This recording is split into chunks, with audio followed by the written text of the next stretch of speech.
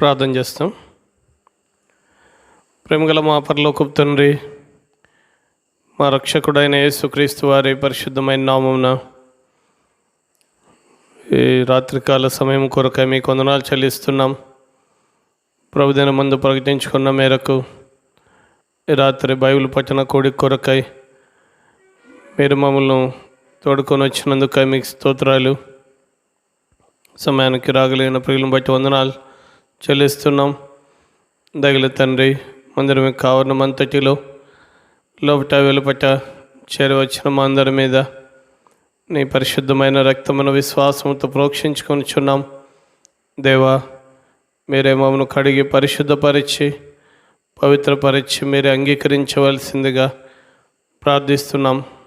పరలోకపు తండ్రి, జీవం కలిగిన దేవా, మీ కరుణ కటాక్షముల కొరకై మీకు స్తోత్రములు, జాలి వాచలత కొరకై మీకు స్తోత్రములు.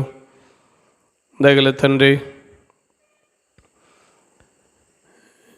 ఈ రాత్రి కుడి కొరకై రావాల్సినటువంటి నీ ప్రేమైన బిడ్డలందరినీ కూడా మీరే ప్రేరేపించి సిద్ధపరిచి మీరే సకాలంలో తోడుకొని రమ్మని ప్రార్థిస్తున్నాం.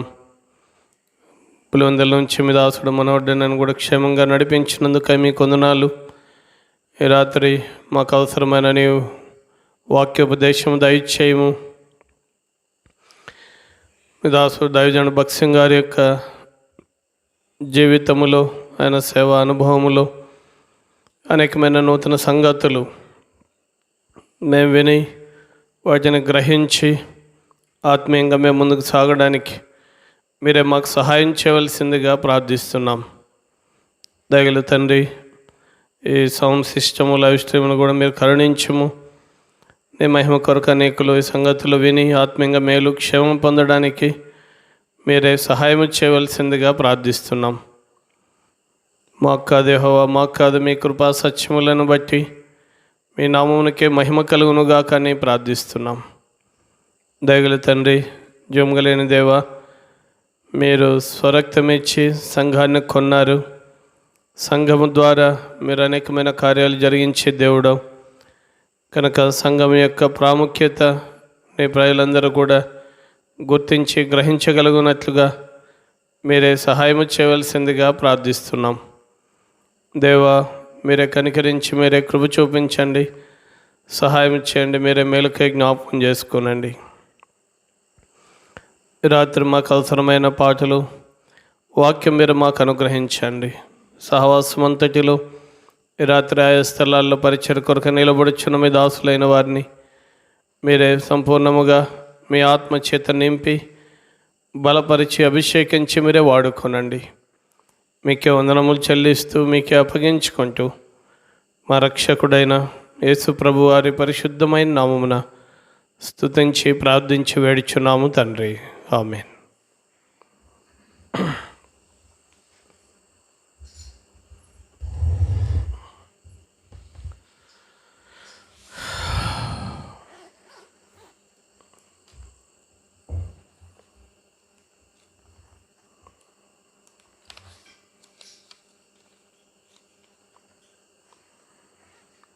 పాట సంఖ్య 206.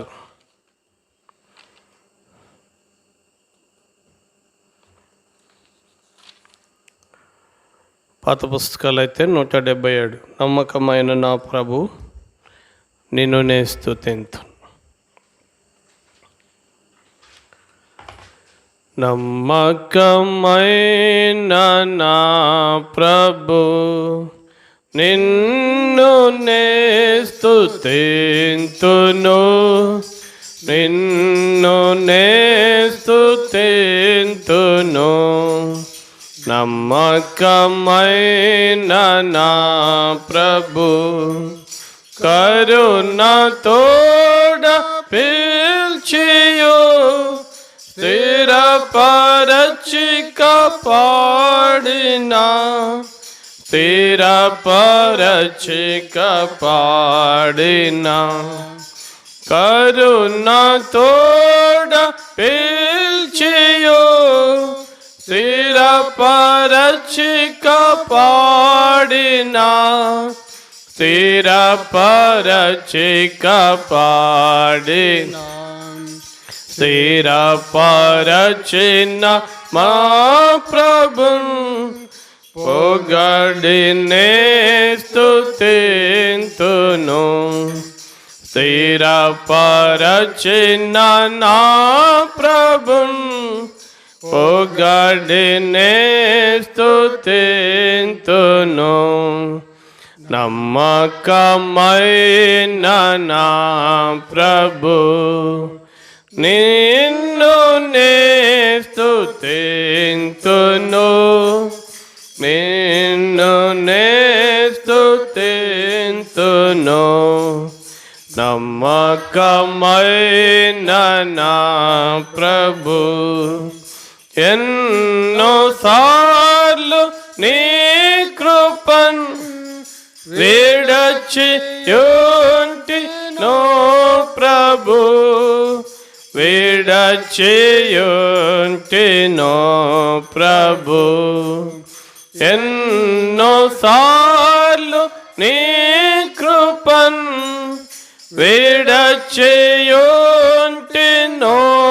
ప్రభు విడచియుంటినో ప్రభు మన్నన్న తోడని దరిన్ చేర్చినన్ క్షమించితివి.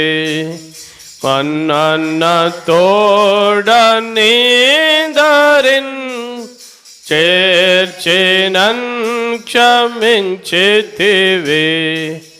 నమ్మకమైన నా ప్రభు నిన్ను నే స్తుతింతును. నిన్ను నే స్తుతింతును. నమ్మకమైన నా ప్రభు కృంగియుండు వేళల్లో పైకి లేవనెత్తితివి. పైకి లేవనెత్తితివి. కృంగియుండు వేళల్లో పైకి లేవనెత్తితివి. పైకి లేవనెత్తితివి. భంగపరచు సైతాను గెల్చి విజయమిచ్చితివి. భంగపరచు సైతాను గెల్చి విజయమిచ్చితివి. నమ్మకమైన నా ప్రభు నిన్ను నే స్తుతింతును. నిన్ను నే స్తుతింతును. నమ్మకమైన నా ప్రభు నాకాశ్రయ శైలమై కోటగాని ఉంటివి. కోటగాని ఉంటివి. నాకాశ్రయ శైలమై కోటగాని ఉంటివి. కోటగాని ఉంటివి. ప్రాకరంపు ఇంటివై నన్ను దాచి ఉంచితివి. ప్రాకరంపు ఇంటివై నన్ను దాచి ఉంచితివి. నమ్మకమైన నా ప్రభు నిన్ను నే స్తుతింతును. నిన్ను నే స్తుతింతును. నమ్మకమైన నా ప్రభు సత్య సాక్షి వయ్యుండి నమ్మదగిన వాడవై నమ్మదగిన వాడవై సత్య సాక్షి వయ్యుండి నమ్మదగిన వాడవై నమ్మదగిన వాడవై నిత్యుడవు మా దేవుడా ఆమెనంచు పాడేదా నిత్యుడవు మా దేవుడా ఆమెనంచు పాడేదా నమ్మకమైన నా ప్రభు నిన్ను నే స్తుతింతును నిన్ను నే స్తుతింతును నమ్మకమైన నా ప్రభు. మరొక పాట పాడదాం. పాట సంఖ్య 533. 533. పాత పుస్తకాలు అయితే 730. యేసు మనతో నుండగా ధైర్యముతో సాగొచ్చు.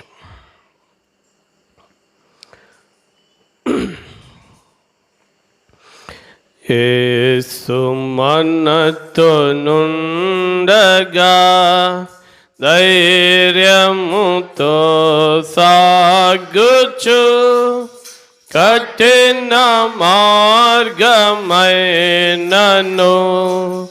వెనుకకు తిరుగము కఠిన మార్గమైనను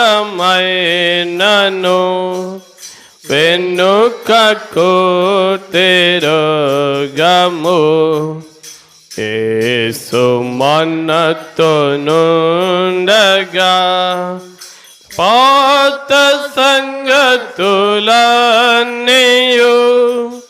గతించి మరల రావుగా పాత సంగతులన్నీయు గతించి మరల రావుగా యేసునందు క్రొత్తవై నూతనముగా నడుపును యేసునందు క్రొత్తవై నూతనముగా నడుపును యేసు ప్రభుని ఆజ్ఞలు అద్భుతముగా దొరికెను యేసు ప్రభుని ఆజ్ఞలు అద్భుతముగా దొరికెను పరమ దర్శనమందుండే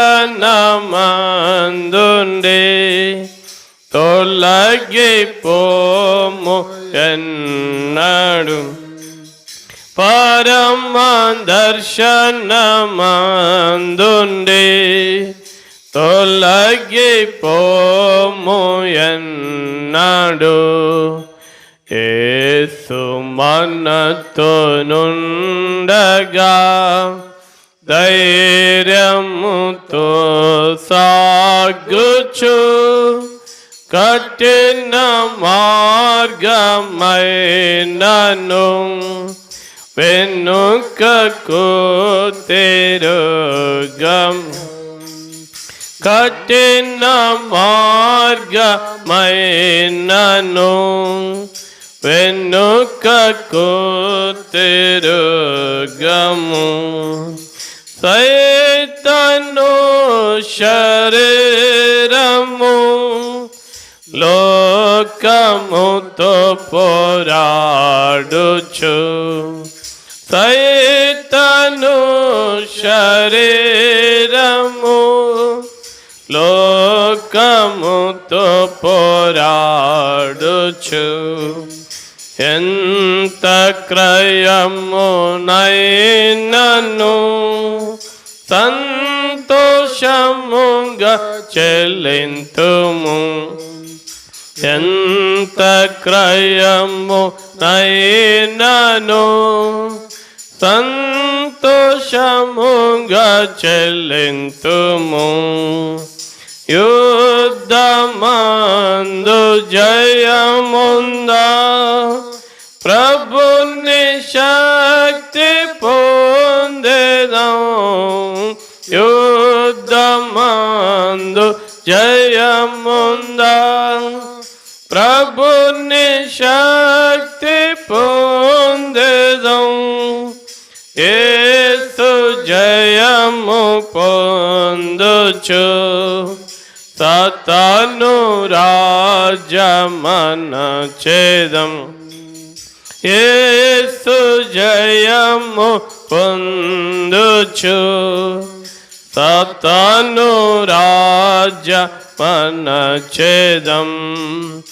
యేసు మనతో నుండగా ధైర్యముతో సాగుచు కఠిన మార్గమైనను వెనుకకు తిరుగం. కఠిన మార్గమైనను వెనుకకు తిరుగము. దుఃఖరోగ బాధలు కలిగిన చింతించక. దుఃఖరోగ బాధలు కలిగిన చింతించక. యేసు నామమందున పొందెదము శక్తిని. యేసు నామమందున పొందెదము శక్తిని. అల్పకాల యాత్రలో గొనుగు సనుగులుండక.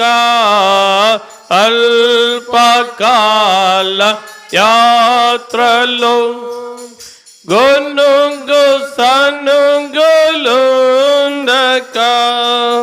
ప్రతి పరిస్థితి యందు తృప్తి చెందియుందుము.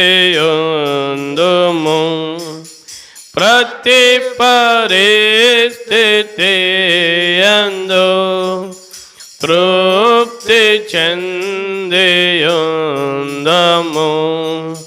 యేసు మనతో నుండగా ధైర్యముతో సాగుచు కఠిన మార్గమైనను వెనుకకు తిరుగం.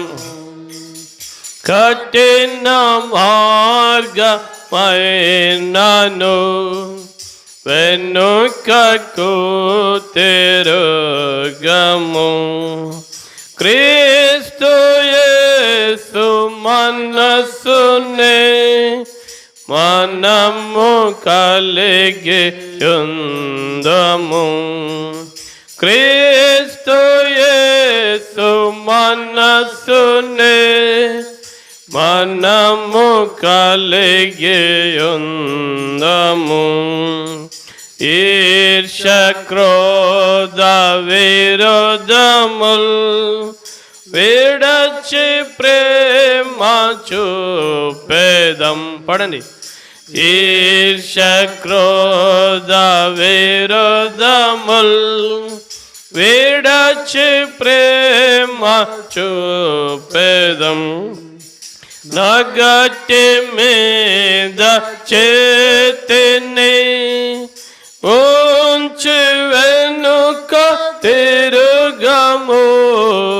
నగటి మీద చేతిని ఉంచి వెనుక తిరుగము. యేసు వైపు చూచుచు ఆయన తోడ నడచేదం. యేసు వైపు చూచుచు ఆయన తోడ నడచేదం. యేసు మనతో నుండగా ధైర్యముతో సాగుచు కఠిన మార్గమైనను వెనుకకు తిరుగం. కఠిన మార్గమైనను వెనుకకు తిరుగము. మనలో పాత పురుషుని చంపెదాము సిలువలో. మనలో పాత పురుషుని చంపెదాము సిలువలో. అంతరంగ పురుషునందు బలమును పొందెదం. అంతరంగ పురుషునందు బలమును పొందెదం. ఆత్మీయ జీవితంబులో ఉన్నత స్థానము పొందెదం. ఆత్మీయ జీవితంబులో ఉన్నత స్థానము పొందెదం. శరీర ఇచ్చలన్నీయు అనంగద్రోక్కి వేసేదం. శరీర ఇచ్చలన్నీయు అనంగద్రోక్కి వేసేదం. యేసు మనతో నుండగా ధైర్యముతో సాగుచు కఠిన మార్గమైనను వెనుకకు తిరుగం. కఠిన మార్గమైనను వెనుకకు తిరుగము. విడచెదం ఈ లోకము యాత్ర పూర్తి చేసేదం. విడచెదం ఈ లోకము యాత్ర పూర్తి చేసేదం. పరమరాజ్యమందున పరమ గృహము చేరేదం.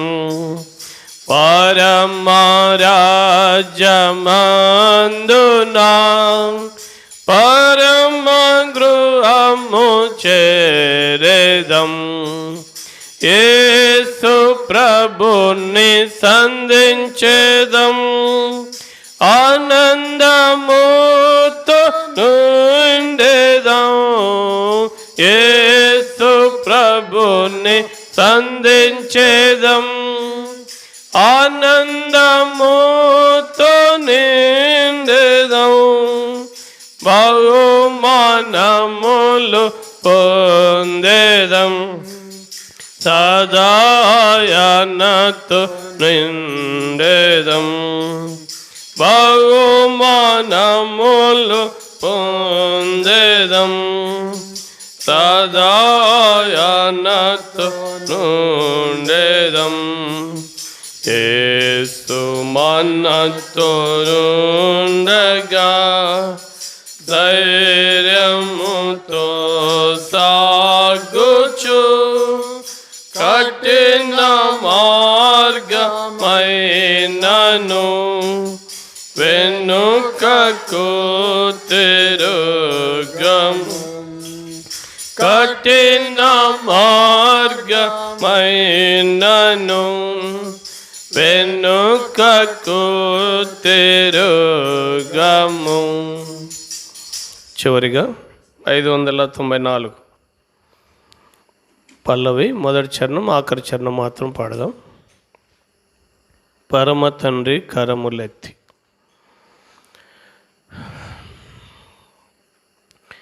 పరమ తండ్రి కరములెత్తి స్తుతుల నర్పింతుము. శిరములెత్తి స్వామినికై చూచుచుంటిమి. ఉజ్జీవనాత్మను సగ్గు నిలువ సజీవ సాక్షిగా. ఉజ్జీవనాత్మను సగ్గు నిలువ సజీవ సాక్షిగా. పాప శాపములందు నేను పడి చెడియుండగా,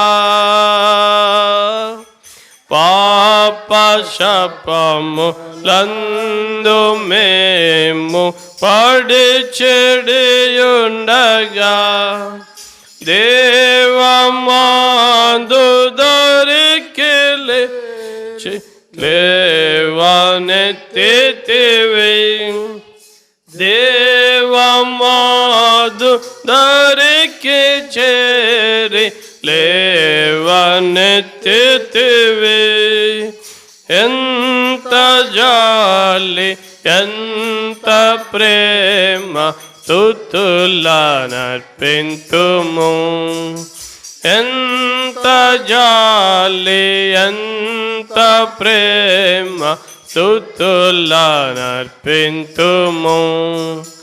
పరమ తండ్రి కరములెత్తి స్తుతులనర్పింతుము. కరములెత్తి స్వామినికై చూచుచుంటిమి.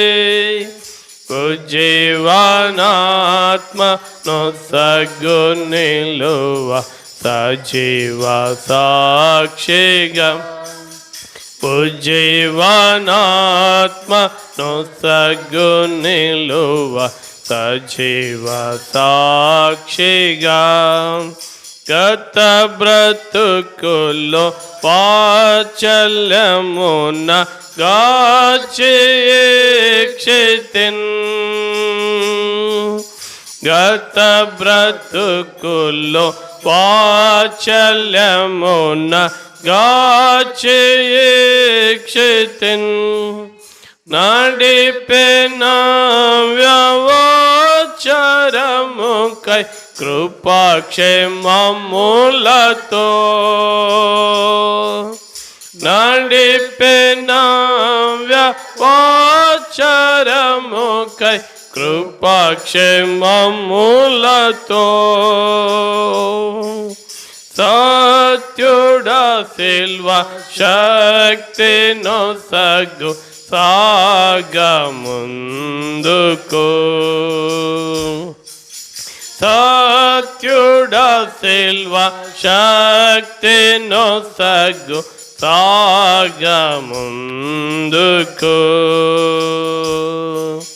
పరమ తండ్రి కరములెత్తి స్తుతులనర్పింతుము. శిరములెత్తి స్వామిని కై చూచుచుంటిమి.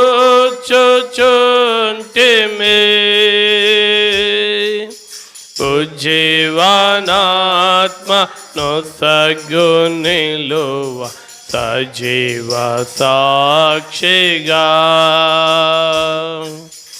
ఉజ్జీవనాత్మ నొసగు నిలువ సజీవ సాక్షిగా.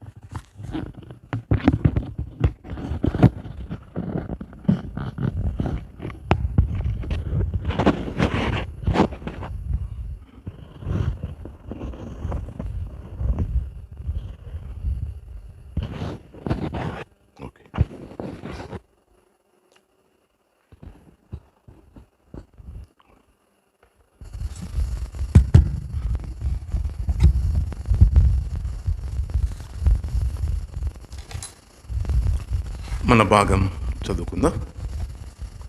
దేవుని వాక్యంలో నుండి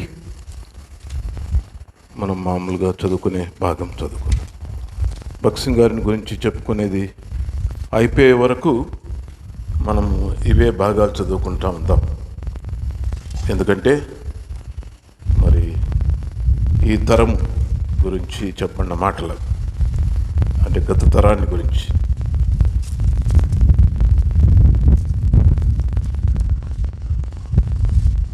నిర్గమకాండం 34వ అధ్యాయం.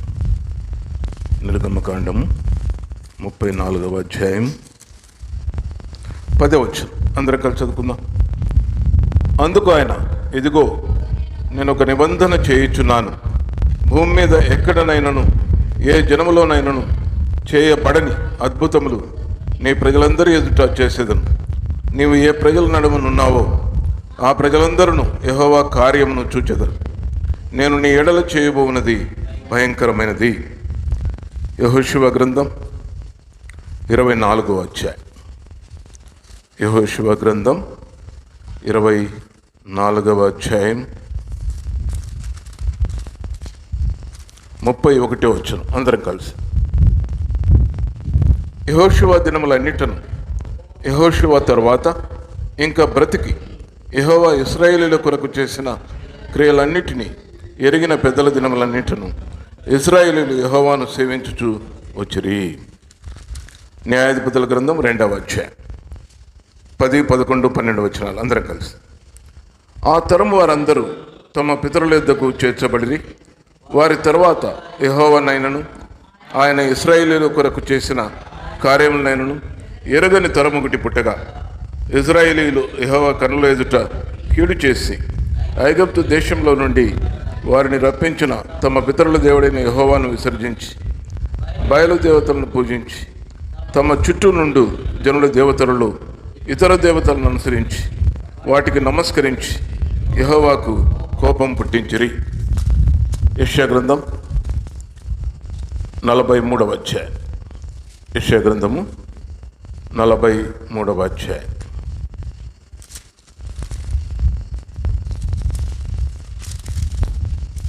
19వ వచనం. అందరం కలిసి. ఇదిగో నేను ఒక నూతన క్రియ చేయుచున్నాను, ఇప్పుడే అది మొలచును, మీరు దాన్ని ఆలోచింపరా. నేను అరణ్యములో త్రోవ కలుగజేయుచున్నాను, ఎడారిలో నదులు పారజేయుచున్నాను. చివరిగా అపోస్తుల కార్యములు. అపోస్తుల కార్యములు 26వ అధ్యాయం. అపోస్తుల కార్యములు 26వ అధ్యాయం 19, 20 వచనాలు. అందరూ కలిసి.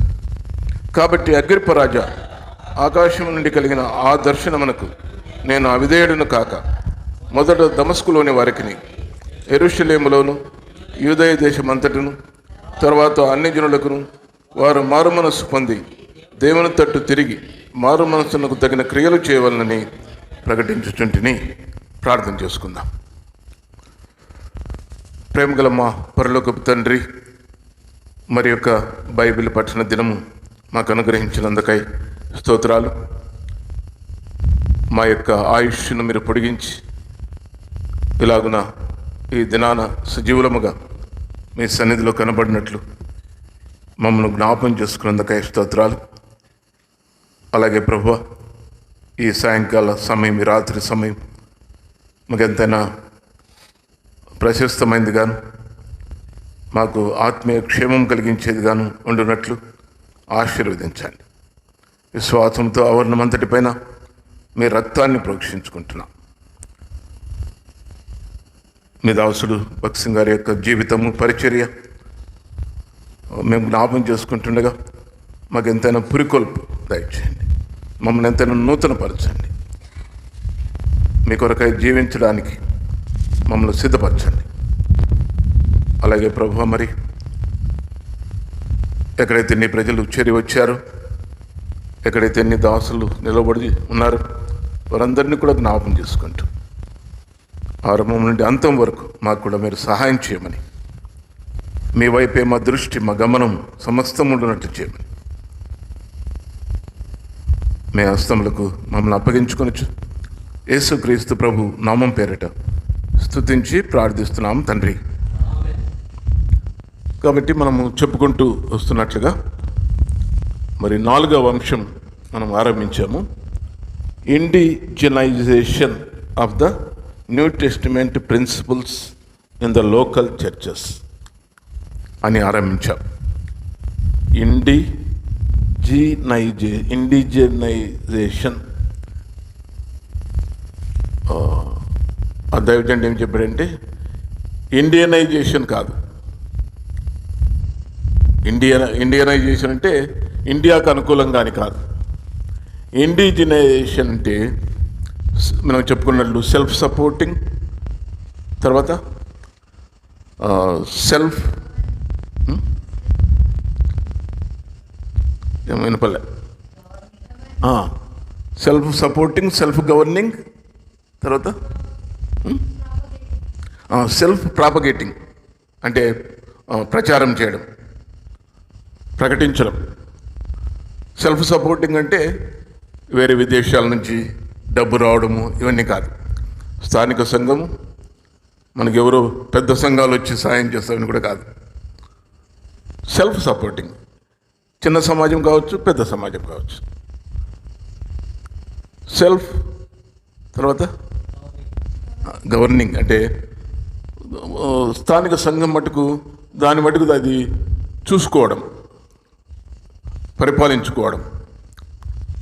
తర్వాత సెల్ఫ్ ప్రాపగేటింగ్. కాబట్టి ప్రతి స్థానిక సంఘము అటువంటి క్యారెక్టర్ కలిగినటువంటిది. దాన్నే ఇండిజినైజేషన్ అన్నారు. దాన్నే ఇండిజినియస్ చర్చెస్ అన్నారు. భక్త్ సింగ్ గారు పెట్టినటువంటి మాట. కాబట్టి అది మనం చెప్పుకుంటున్నాం. కాబట్టి ఈ అంశంలో అనేక సంగతులు ఉన్నాయి. ఇక్కడ మనం జ్ఞాపం చేసుకున్నట్లయితే మనము గత దినంలో చెప్పుకున్నట్లు self supporting, self governing, self propagating అని చెప్పుకుంటూ వచ్చాం. తర్వాత మనం గమనించినట్లయితే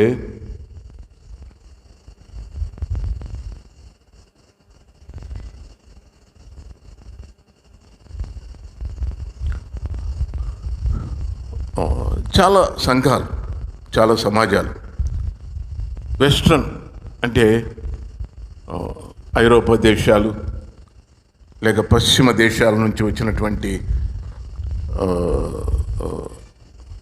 మతము అనే పేరుంది. క్రైస్తవానికి ఏం పేరుంది? పశ్చిమ దేశాల నుంచి వచ్చిన మతము అనే పేరుంది. అది వాస్తవం కాకపోయినా కూడా, అయితే అది కొంతవరకు వాస్తవం కూడా. చాలామంది మిషనరీస్ వచ్చారు కదా మన దేశానికి. ఎక్కడి నుంచి వచ్చారు? పశ్చిమ దేశాల నుంచి వచ్చారు.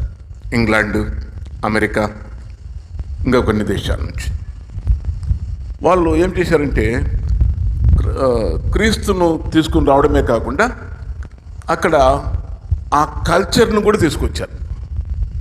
అంటే యేసుప్రభుని తీసుకొచ్చారు. యేసుప్రభుతో పాటు ఏం తీసుకొచ్చారు? Western culture. అక్కడ వేష భాషలు, అక్కడ విధానాలు, అవన్నీ కూడా తీసుకొచ్చారు. అందుకే ఇండియాలో ఏమనుకుంటారంటే మన ధర్మం వేరే, మన ఆ పద్ధతులు వేరే. ఈ క్రైస్తవులంతా అమెరికా నుంచి, ఇంగ్లాండ్ నుంచి ఇవన్నీ తీసుకొచ్చారు, లేకపోతే ఈ డ్రెస్ తీసుకొచ్చారు, ఈ అలవాట్లు తీసుకొచ్చారు అంట. అది ఆ పేరు అట్లా పడిపోయింది. అయితే ఇప్పుడు భక్సింగ్ గారు ఆరంభించినటువంటి పని ఏంటంటే, మనం గత వారం కూడా చెప్పుకున్నట్లు ఇండియా ప్రజలకి ఆ జీవజలం, సాధు సుందర్ సింగ్ గారు కూడా చెప్పారు, ఇండియా దేశస్తులకు ఆ జీవజలం అవసరమే, అయితే ఇండియా కప్పులో ఇవ్వాలి. ఎట్లా ఇవ్వాలా? ఇండియా కప్పులో ఇవ్వాలి, అమెరికా కప్పులో ఇవ్వకూడదు, ఇండియా కప్పులో ఇవ్వాలి. అంటే ఇండియా విధానంలో మనము ఇవ్వాలి. అది భక్సింగ్ గారు నేర్పించినటువంటి విధానం. సాధు సుందర్ సింగ్ గారు కూడా అలాగే చెప్పారు. ఇంకొక ఆశ్చర్యం ఏంటంటే, మనము గతసారి కూడా చెప్పుకున్నట్లు, గత పర్యాయం చెప్పుకున్నట్లు, సాధు సుందర్ సింగ్ గారు 1929 డిసెంబర్లో భక్సింగ్ గారేమో ప్రభుని నమ్ముకున్నారు. డిసెంబర్ 1929 సంవత్సరం. ఆ సంవత్సరంలోనే, ఆ మాసంలోనే సాధు సుందర్ సింగ్ గారు అదృశ్యమైపోయారు. ఏమైనారో తెలియదు, ఎలా చనిపోయారో తెలియదు, ఆయన గురించిన విశేషమే తెలియదు. చూడండి ఆశ్చర్యం. అంటే సాధు సుందర్ సింగ్ గారు అట్లా వెళ్ళిపోయారు. ఎట్లా పోయారో మనకు తెలియదు, పోయారు. భక్సింగ్ గారు ఎట్లా వచ్చారు? ప్రభుని నమ్ముకుని. అది జరిగినటువంటి విషయం. సాధు సుందర్ సింగ్ గారు కూడా అలాగే చెప్పేవారు, ఇండియా వాళ్ళకి ఆ జీవజలము ఇండియా కప్లో ఇవ్వాలా, ఇండియా విధానంలో ఇవ్వాలా. కాబట్టి భక్సింగ్ గారు వచ్చిన తర్వాత మనము ఇలా కింద కూర్చుంటున్నాం, చాపలు వేసుకుని కూర్చుంటున్నాం, భోజనానికి అలాగే కూర్చుంటున్నాం, వాక్యం వినడానికి కూడా అలాగే కూర్చుంటున్నాం. కానీ బ్రిటిష్ వాళ్ళు లేక పశ్చిమ దేశస్తులు తీసుకొచ్చింది ఏంటంటే, కుర్చీల్లో కూర్చోవాలా, దొరల్లాగా ఉండాలా అన్నట్టు. అందుకే చాలా డినామినేషన్స్లో, చర్చెస్లో ఇట్లా చాపలు ఉండవు. చూసినారా? ఏముంటాయి? చైర్లో, బెంచీలు ఉంటాయి. అంటే అందరూ చైర్లలో కూర్చుంటారు, కింద కూర్చోరు ఎవరు. అదనమాట ఆ కల్చర్ అంటే. అయితే భక్సింగ్ గారు వచ్చిన తర్వాత చాపలేసి అందరూ కింద కూర్చొని వాక్యం విని సంతోషించి ఆనందించారు. కాబట్టి భక్సింగ్ గారి సహవాసం అంతట్లో కూడా చాలా మటుకు అలాగే ఉంటుంది. భక్సింగ్ గారి సహవాసము అమెరికాలో ఉన్నా కూడా చాలా వరకు ఇలాగే ఉంటుంది. వేరే డినామినేషన్ ఇండియాలో ఉన్నా కూడా చైర్లు, బెంచీలే.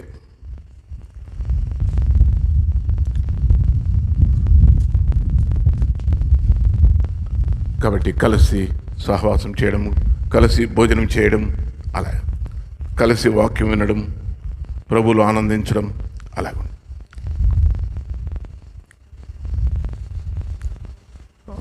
ఆ మధ్య ఒకసారి కొన్ని ఏళ్ళ కిందట అమెరికాలో చిన్న కాన్వకేషన్ జరిగినప్పుడు నేను కూడా వెళ్ళాను. అక్కడ కూడా అలాగే ఏర్పాటు చేశారు. కొద్దిమంది అనుకోండి, ఒక 200 మంది, 250 మంది అట్లా ఉంటారు. కిందనే చాపలేసి కూర్చొని బాగా చాలా సంతోషించాం వాక్యం విని. నెవిల్ అంకుల్ వచ్చారు, శ్రీలంక ఆయన ఉన్నారు కదా, శ్రీలంక ఆయన నెవిల్ అంకుల్ చూశారు ఎవరైనా? తాడిపత్రి డెడికేషన్ కూడా వచ్చారు కదా. ఆయన ఆయా సమయాల్లో అమెరికాలో కూడా పరిచయం చేస్తుంటారు. ఆ కాన్వకేషన్కి ఆయన వచ్చారు. మన సహోదరులు కూడా కొంతమంది వాక్యం పంచుకున్నారు అక్కడ. అలా కిందనే కూర్చోవడము, అన్నం సిద్ధపరిచి, ఆహారం సిద్ధపరిచి కిందనే వడ్డించడము, బంతు వరుసగా కూర్చొని తినడము, ఆ కల్చర్. కాబట్టి అది ఇండియాలో కూడా అది భగత్ సింగ్ గారు నేర్పించినటువంటి విధానం. అంతేకాకుండా అందరూ కూడా ఆహ్వానించబడేటువంటి విధానం. మనం చెప్పుకున్నాం కదా, ఏ భేదం లేదు. కొన్ని స్థలాల్లో ఎలాగుంటుందంటే కొంతమంది రావాలి. కొంతమంది అంటే ఉదాహరణకి చైనా సంఘం ఉందనుకోండి, చైనా వాళ్ళే ఉంటారు అక్కడ. అమెరికన్ చర్చ్ అనుకోండి, అమెరికా వాళ్ళే ఉంటారు అక్కడ. కానీ భగత్ సింగ్ గారు చూపించిన వాక్యానుసారంగా బయలుపరిచింది ఏంటంటే, చూడండి, గలతీ పత్రిక 3వ అధ్యాయం. ఇంతకు ముందు కూడా చదివాము. గలతీ 3వ అధ్యాయము చదవండి, 28వ వచనం. 3:28.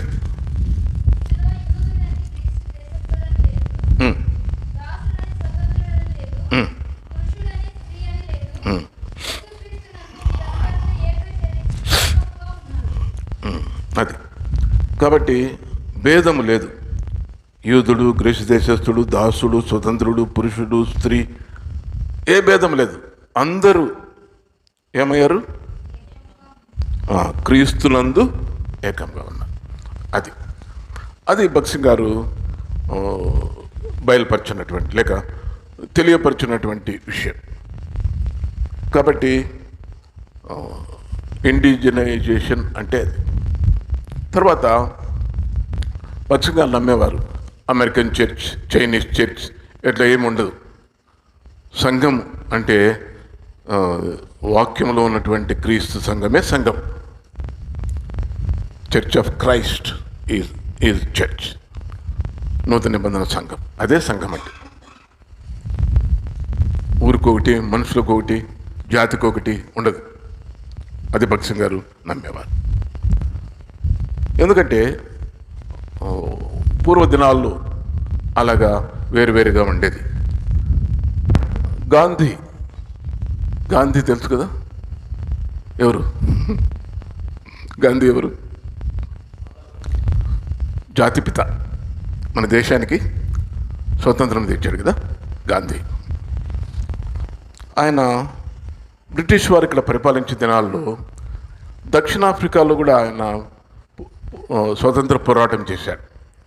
దక్షిణాఫ్రికాలో ఒకసారి ఒక చర్చికి వెళ్ళాడు. లైక్ చర్చ్ బిల్డింగ్ ఉంటుంది కదా, అక్కడికి వెళ్ళాడు. వాళ్ళు, ఈయన నల్లోడు కదా, ఈయన ఏమనేవాళ్ళు వాళ్ళు? నల్లోడు. వాళ్ళు అలౌ చేయాలి ఆయన్ని, గాంధీని. ఆయనకు యేసుక్రీస్తు అంటే ఇష్టమే. ఆయన ఆ దొరలు తెల్లోళ్ళంతా ఏం చేసినారంటే, నల్లోళ్ళది కాదు ఇది, తెల్లోళ్ళది అని దొబ్బేసినారు. మీకు లేదు, నల్లోళ్ళంతా వచ్చేదానికి లేదు లోపలికి అని. నల్లోళ్ళకి ఇక్కడ స్థానం లేకపోతే ఇంకా ఏం ప్రయోజనం? క్రీస్తులో ఉండే గొప్పతనం ఏంటి అని ఆయన చాలా పోరాడాడు. కాబట్టి ఆ ప్రశ్న వస్తుంది. కాబట్టి గలతీ 3:28 ప్రకారంగా భగత్ సింగ్ గారు తెలియపరిచినటువంటి విషయం, ఏ భేదం లేదు, అందరూ ఏకంగా ఉన్నారు క్రీస్తులో అని మనకు అర్థమవుతుంది. తర్వాత మనం గమనించినట్టయితే, అలాగే సాధు సంతోష్ సింగ్ గారి గురించి చెప్పుకున్నాం. తర్వాత మనం గమనించినట్టయితే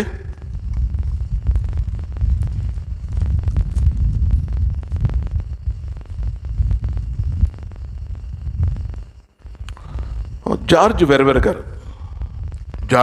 గారు ఆయన భగత్ సింగ్ గారితో కలిసి పనిచేశారు.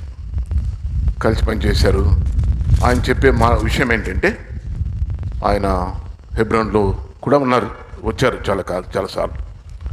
ఆయన చెప్పేది ఏంటంటే, భగత్ సింగ్ గారు ఆయన ఇండియా దేశానికి లేక నూతన నిబంధన వాక్యానుసారమైనటువంటి సంఘాన్ని ఆయన ఆరంభించారు కదా. అందులో మనం చెప్పుకున్నట్లు ఇండియాకు సంబంధించినటువంటి, అంటే ఈ ప్రాంతానికి సంబంధించినటువంటి మ్యూజిక్ ఉంటుంది, ఈ ప్రాంతానికి సంబంధించినటువంటి సంగీత మ్యూజిక్ ఇన్స్ట్రుమెంట్స్ అంటే ఏమంటాం, వాయిద్యాలు, ఇవన్నీ కూడా ఇక్కడికి సంబంధించినవే ఉపయోగించేవాడు భగత్ సింగ్ గారు. అంతే కదా, ఏదో వెస్ట్రన్ మ్యూజిక్ కాదు, పశ్చిమ దేశాల సంగీతం కాదు అని జార్జ్ వెర్వెర్ గారు చెప్పేవారు. అదే విధానము, అదే సామాన్యమైనటువంటి వర్తమానాలు, పాత అంటే ఎక్కువ సమయం వర్తమానాలు, అవి ఇండియా వాళ్ళకి నచ్చేటువంటి, అంటే సరిపోయేటువంటివి, సూటబుల్. పశ్చిమ దేశాల్లో ఎలా ఉంటుందంటే ఎక్కువసేపు కూర్చోలేం అన్నట్టుంటుంది, ఎక్కువసేపు మేము కూర్చోలేం. ఇప్పుడు మనము అట్లా అంటున్నామా ఏమన్నా? ఈ దినాల్లో టయానికి అయిపోవాలా, ఖచ్చితంగా ముగించాలా అని హెచ్చరిక. కాబట్టి అలాగుంటుంది. అయితే భగత్ సింగ్ గారు, జార్జ్ వెర్వెర్ గారు చెప్పేది ఏంటంటే, భగత్ సింగ్ గారు అలాగా ఎక్కువ సమయం వాక్యం చెప్తూ, సామాన్యమైనటువంటి ఉదాహరణలు చెప్తూ అలాగా పరిచయం చేస్తూ వచ్చాడు అని చెప్తూ వచ్చా. అది ఇండిజినైజేషన్ అంటే. కాబట్టి బైబిల్ బేస్డ్, అంటే బైబిల్ ఆధారం చేసుకున్నటువంటి పరిచర్య సంఘం. తర్వాత మనం గమనించినట్లయితే అది 1940 ప్రాంతాల నుంచి కూడా భగత్ సింగ్ గారు అలాగా చేస్తూ వచ్చారు. తర్వాత ఇంకొక విషయం ఇందులోని దీనికి సంబంధించిన విషయాలు ఏంటంటే, చాలామంది ఏమంటారంటే భగత్ సింగ్ గారు ఆయన యాంటీ మిషనరీ అంటాడు. అంటే యాంటీ మిషనరీ అంటే మిషనరీలు వచ్చి పరిచయం చేయడానికి భగత్ సింగ్ గారు విరుద్ధము అంటారు. ఏమంటారు? మిషనరీల పరిచర్యకు భగత్ సింగ్ గారు విరుద్ధం అంటారు. అది వట్టి అపోహ అంటారు కోషి గారు, దైవజనుడు కోషి గారు. అది వట్టి అపోహనే. భగత్ సింగ్ గారు యాంటీ మిషనరీ కాదు, తర్వాత ఏది కాదు, కానీ యాంటీ సిన్ అంటారు. లేక వాక్యానుసారంగా లేకపోతే దానికి యాంటీ భగత్ సింగ్ గారు. యాంటీ మిషనరీ కాదు, యాంటీ సిన్, యాంటీ డెత్, ఆత్మీయమైనటువంటి మరణం కలిగించేటువంటి, దేవుని వాక్యానికి విరుద్ధమైనటువంటి వాటికంతా యాంటీ భగత్ సింగ్ గారు. అలాగా ఆయన పరిచర్య చేస్తూ వచ్చారు. అంటే భగత్ సింగ్ గారు ఎప్పుడు కూడా యాంటీ మిషనరీ కానీ యాంటీ డినామినేషన్స్ కానీ ఎప్పుడు కూడా ఆయన పట్టించుకునేవాడు కాదు. అయితే వాక్యానికి విరుద్ధంగా ఉంటే మాత్రం ఆయన ఒప్పుకునేవాడు కాదు, రాజీ పడేవాడు కాదు. అది ఆయన చేసేటువంటి పరిచర్య. ఆరంభ దినాల్లో సువార్థికుడిగా ఆయన అనేక సంఘాల్లో, మద్రాసులో వాక్య పరిచర్య సువార్త అందిస్తున్న దినాల్లో చాలామంది తండోపతండాలుగా వచ్చేవారు. ఒక డినామినేషన్ సంఘంలో అలాగే చాలామంది వస్తూ ఉంటే స్థలం పోయేదన్నమాట. కొంతమంది పిల్లల్ని అట్లా వాళ్ళని బిషప్లు కూర్చునేటువంటి స్థలంలో అక్కడంతా ఖాళీ చేసి అక్కడ కూర్చోబెట్టేవాడు. వాళ్ళకందరికీ చాలా కోపం వచ్చేసింది. బిషప్లకి చిరెత్తిపోయిందనుకో. అది అంటే ఆ డినామినేషన్స్ ప్రకారం ఏంటంటే ఆ స్థలాలు అభిషేకించబడినవి, బిషప్ మాత్రమే అక్కడ కూర్చోవాలి. అక్కడ మందిరానికి వచ్చే విశ్వాసులు కూడా అడుగు పెట్టకూడదు. అది పరిశుద్ధ స్థలం అన్నట్టు. భగత్ సింగ్ గారు no bishop, no archbishop, no pastor అని ఆయన అలాగా వాక్యాన్ని విస్తారంగా ప్రకటిస్తూ వచ్చారు, సువార్తను ప్రకటిస్తూ వచ్చారు, ఖండించి. బిషప్ లేదు, పాస్టర్ లేదు, ఎవరు లేదు. మారు మనసు లేకుండా వారు కూర్చొనేటువంటి స్థలాలు పవిత్రమైతే ఎలాంటి కల్మషం లేని పిల్లలు కూర్చుంటే ఏమవుతుంది అన్నట్టు. కాబట్టి అలాగా భగత్ సింగ్ గారు చాలా ఖండించేవాడు. కాబట్టి అలాగా అంటే భగత్ సింగ్ గారు ఎప్పుడు కూడా ప్యూర్లీ స్పిరిచువల్ మినిస్ట్రీ, డినామినేషన్ కాదు, లేక మిషనరీ యాంటీ కాదు, స్పిరిచువల్ మినిస్ట్రీ కోరేవాడు, ఆత్మీయమైనటువంటి పరిచర్య కోరేటువంటి వాడు. అపొస్తలుడైన పౌలులాగా ఆత్మానుసారంగా నడుచుకోవాలా, ఆత్మీయంగా నడుచుకోవాలా అని పౌలు పదే హెచ్చరిస్తూ వచ్చాడు కదా అనేక సంఘాలకి. స్పిరిచువల్లీ వాకింగ్, అది భగత్ సింగ్ గారు చేసేటువంటి పరిచర్య. అది మనకు అర్థమవుతుంది. తర్వాత మనం గమనించినట్టయితే ఇక్కడ ఇంకొక విషయం ఏంటంటే,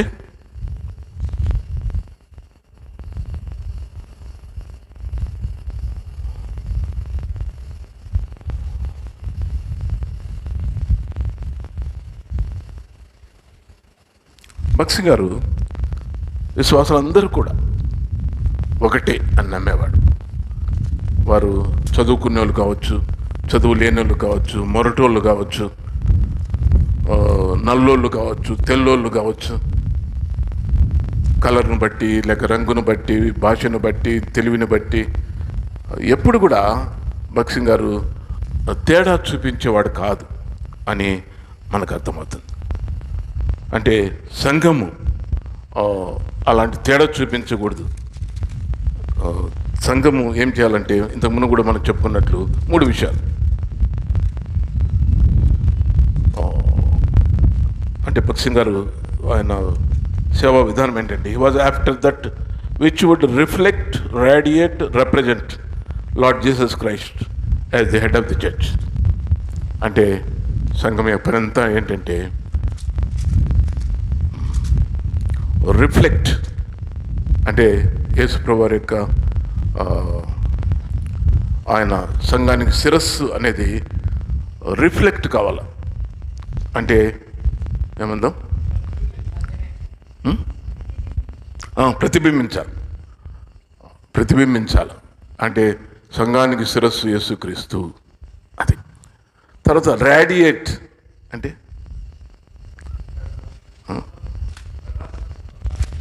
ప్రకాశించడం. ఎస్, కాబట్టి అది ప్రకాశించాల, ప్రతిబింబించాలా, ప్రకాశించాలా.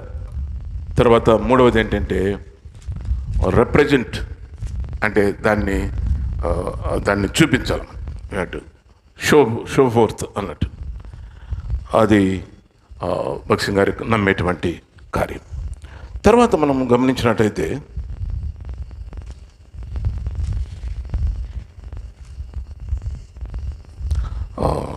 ఆయా అంటే భగత్ సింగ్ గారు ఈ ఇండిజినైజేషన్కు సంబంధించి చేసిన కార్యం ఇంకోటి ఏంటంటే, పెద్ద బిల్డింగ్స్ కాదు.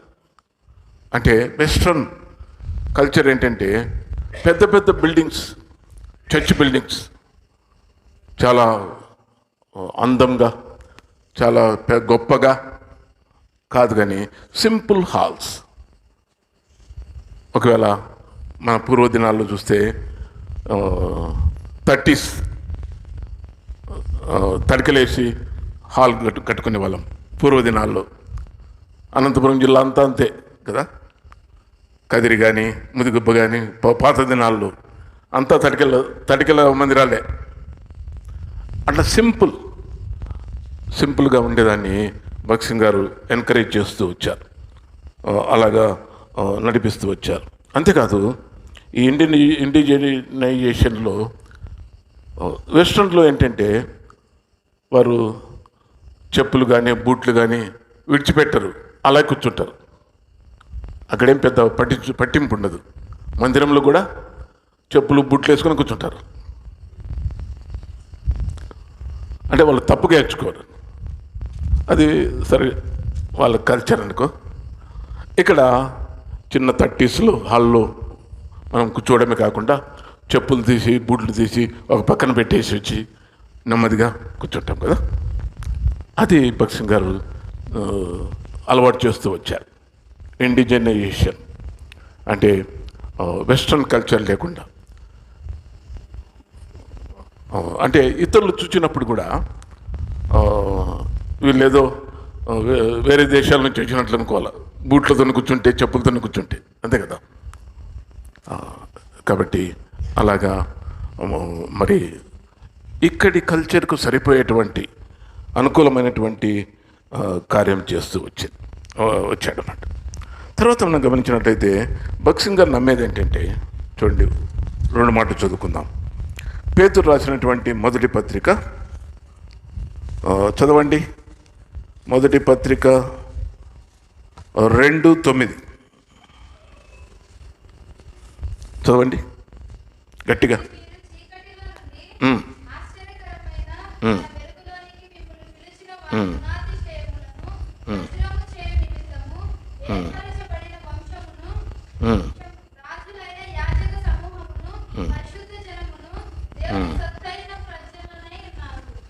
అది కాబట్టి భగత్ సింగ్ గారు నమ్మేది ఏంటంటే, మనమందరం కూడా పేతురు చెప్పినట్లుగా ఏర్పరచబడిన వంశము, రాజులైన యాజక సమూహము, పరిశుద్ధ జనము, దేవుని సొత్తైన ప్రజలు. ఏం తేడా లేదు, మనమందరం కూడా ఇందులో ఉన్నాం, భాగస్థులం అని భగత్ సింగ్ గారు నమ్మేవారు. ఇంకొక మాట కూడా ప్రకటన గ్రంథము 1వ అధ్యాయము 6వ వచనం కూడా. ప్రకటన 1వ అధ్యాయము 6వ వచనం చదవండి.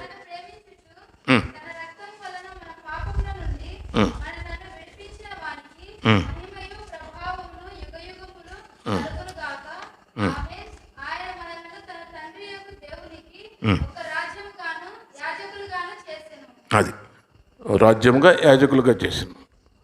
కాబట్టి మనమందరం కూడా ఇందులో భాగస్థులమై ఉన్నాము, మన మధ్యలో తేడా లేదు అనేటువంటిది భగత్ సింగ్ గారు చేసినటువంటి పరిచయం, లేక బయలుపరిచినటువంటి విషయాలు, లేక నమ్మే విషయాలు అనుకోవచ్చు. ఇంకోటి భగత్ సింగ్ గారు చెప్పిన విషయం ఏంటంటే, ఒక వ్యక్తి క్రైస్తవుడిగా ఉండి ఇండియన్గా ఉండొచ్చు. ఒకే సందర్భంలో as a Christian and also Indian. అది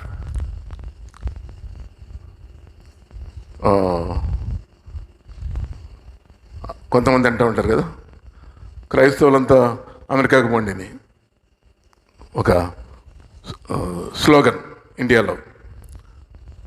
మీ దేశానికి పోండి. మా దేశం ఏంది? ఏ దేశం మంది? ఇండియా. అంటే నేను క్రైస్తవుడిగా ఉండొచ్చు, ఇండియన్గా ఉండొచ్చు, రియల్ ఇండియన్గా ఉండొచ్చు. అది భగత్ సింగ్ గారు చెప్తూ వచ్చారు, చాలా నొక్కి చెప్తూ వచ్చారు. కాబట్టి అది ఇండిజినైజేషన్ అంటే. కాబట్టి మనము క్రైస్తవులుగా ఉండి అదే సమయంలో మనది ఏదో వేరే దేశం మతం కాదు, వీఆర్ ఇండియన్స్, ఇండియా దేశస్తులం, ఇండియాకు నిజమైనటువంటి పౌరులం. అది భగత్ సింగ్ గారు నేర్పించిన విధానం. తర్వాత మనం గమనించినట్లయితే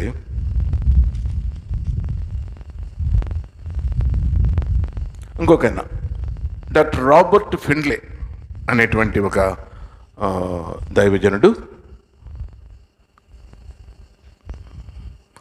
ఆయన భగత్ సింగ్ గారిని బాగా ఎరుగును, ఆయన పరిచయను కూడా బాగా ఎరుగును. ఆయన క్రిస్టియన్ ఎయిడ్ మిషన్ అధ్యక్షుడు. ఆయన డాక్టర్ రాబర్ట్ ఫిన్లే ఆయన ఎవరు? క్రిస్టియన్ ఎయిడ్ మిషన్కి అధ్యక్షుడు, ఆయన ఫౌండర్ అన్నమాట. తర్వాత మనం గమనించినట్టయితే ఆయన చెప్పినటువంటి మాట ఏంటంటే,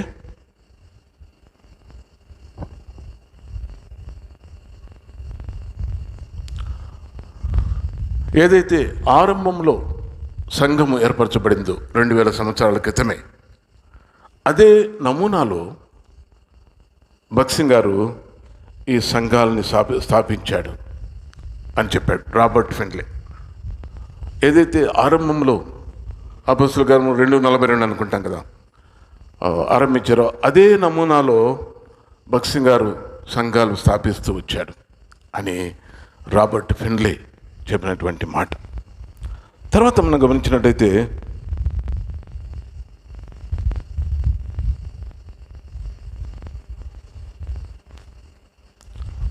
ఎలాగున మనము వాక్యము మనం కలిగి ఉండాలో, వాక్యాన్ని ఇతరులకు పంచాలో, అంటే సంతోషంగా ఆనందంగా మనము ఇతరులకు ఎలాగ పంచాలో అని కూడా భక్సింగ్ గారు నేర్పిస్తూ వచ్చారు. తర్వాత మనం గమనించినట్టయితే భక్సింగ్ గారు నమ్మేది ఏంటంటే, దేవుని పని దేవుడు నడిపించేవాడు, ఎలాంటి కొరత చేయడు. ఫైనాన్షియల్గా అంటే డబ్బు రీత్యా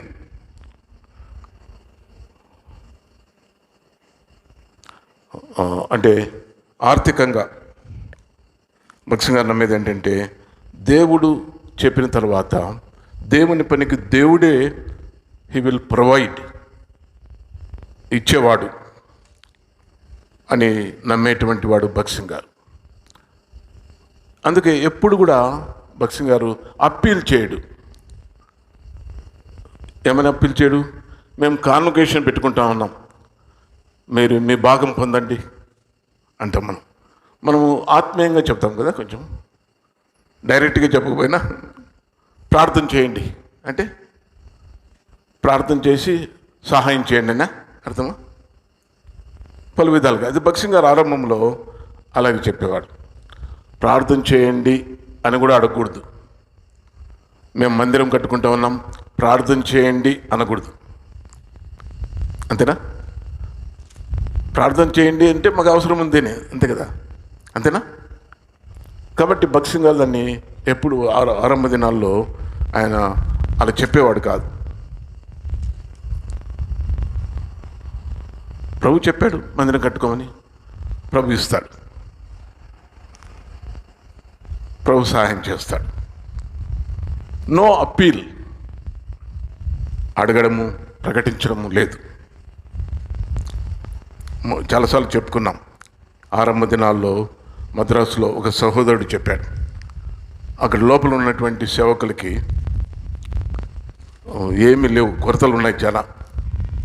దువ్యాన్ లేదు, సబ్బు లేదు, గుడ్డలు లేవు, ఏమి లేవు.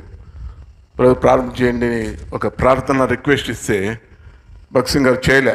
ప్రార్థన చేయకుండా ప్రార్థన అయిపోయిన తర్వాత ఆ సహోదరునికి లెఫ్ట్ అండ్ రైట్ ఇచ్చినాడు. అసలు నీకు విశ్వాసం ఉందని కొన్ని అట్లా చేసేవారు భక్సింగ్ గారు. కాబట్టి నో అప్పీల్, అది భక్సింగ్ గారికి సహవాసంలో ఉన్నటువంటిది. ఈ దినాల్లో కొంత మనము లోటు కలిగి ఉంటున్నాంలే, అంతేనా? అవిశ్వాసం కలిగి ఉంటున్నాం.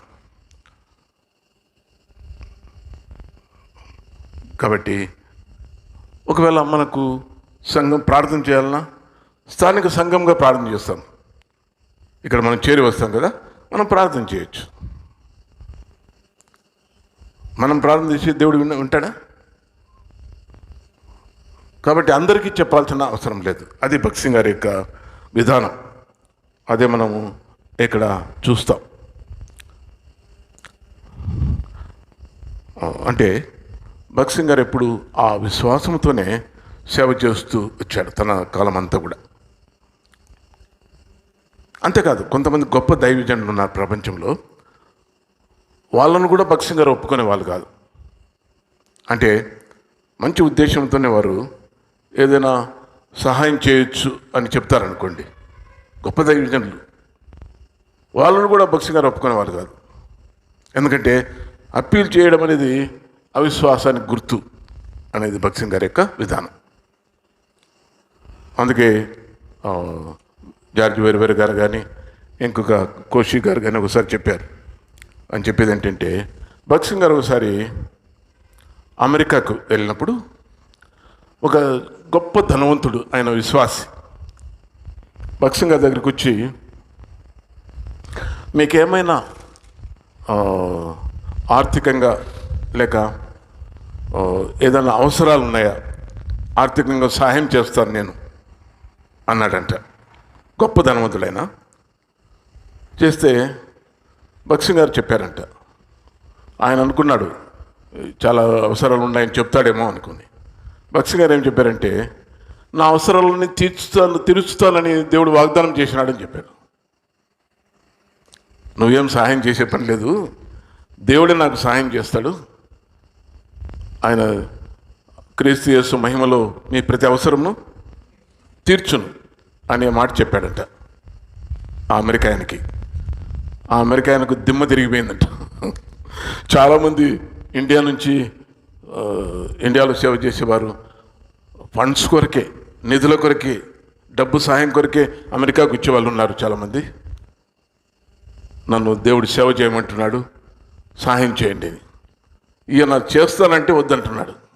అది కాబట్టి భగత్ సింగ్ గారి యొక్క విధానము అలాగుంటుంది. కాబట్టి అలాగా భగత్ సింగ్ గారు చెప్పినటువంటి మాట చాలా అంటే పశ్చిమ దేశాల్లో ఉన్నటువంటి సంఘాలపైన ఆధారపడడం కానీ, ఆ విశ్వాసాలపైన ఆధారపడడం కానీ భగత్ సింగ్ గారు ఎప్పుడు చేయలే. ప్రభు పైన ఆధారపడడం నేర్చుకున్నాడు. ఆయన నేర్చుకున్నాడు, నేర్పించాడు. అది ఇంతకుముందు కూడా చెప్పుకున్నాం. ఒక ఆయనకు భగత్ సింగ్ గారు గిఫ్ట్ ఇచ్చాడండి అమెరికాలో. కాబట్టి అలాగా భగత్ సింగ్ గారు ప్రభు పైన ఆధారపడి ప్రభు ద్వారా పొంది సేవ చేస్తూ వచ్చాడు.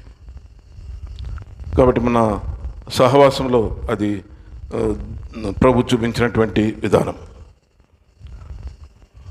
అందుకే సంఘానికి శిరస్సు అయినటువంటి యేసు ప్రభు ద్వారా ఈ సంఘాలన్నీ కూడా నడిపించబడుతూ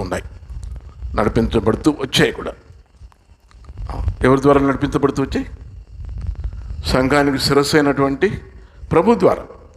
అది కాబట్టి అలాగా ఇండియనైజేషన్లో ఉన్నటువంటి విషయాలు. కాబట్టి సెల్ఫ్ సపోర్టింగ్ ప్రాముఖ్యమైనది ఏంటంటే self supporting, self governing, self propagating.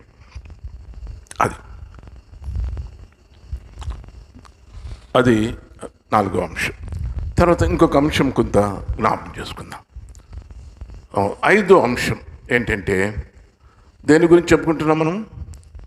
Bhagat Singh గారి యొక్క life and ministry relating to church, సంఘానికి సంబంధించి. 5వ విషయం ఏంటంటే ప్లేస్ ఆఫ్ వర్షిప్, అంటే స్థలాలు, ఆరాధన స్థలాలు. భగత్ సింగ్ గారు చెప్పేది ఏంటంటే,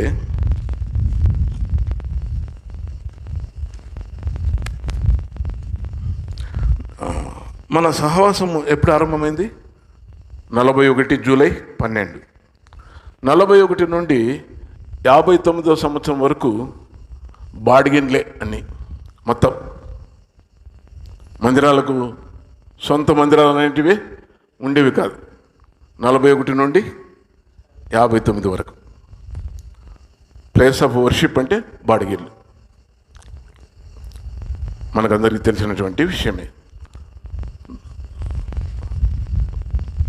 నేను చిన్నగా ఉన్న దినాల్లో హిందూపూర్లో అనేక చోట్ల బాడిగిన్లలో ఉండేవారు, కుడుకునే వాళ్ళం చాలా సంవత్సరాల వరకు. అది భగత్ సింగ్ గారు అంటే చెప్పేటువంటి విషయం. అంటే భౌతికమైనటువంటి బిల్డింగ్స్ ఉండేవి కాదు, పెండల్స్ ఉండేటువంటివి కాదు. తర్వాత మనం గమనించినట్టయితే